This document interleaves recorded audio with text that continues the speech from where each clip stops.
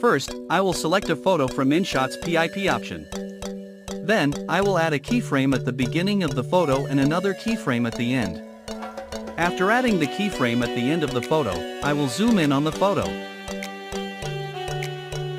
The animation will now be created. First, select a video. Slightly zoom in on the video and add a keyframe.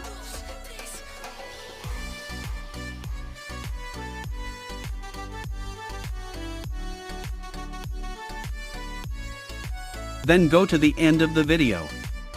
Zoom out the video and position it correctly, then add another keyframe.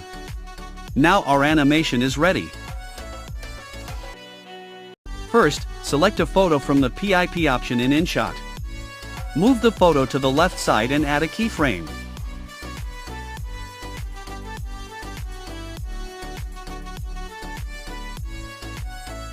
Then bring the photo to the right side, add another keyframe, and create an animation by setting the opacity of the photo to 0 from the opacity option.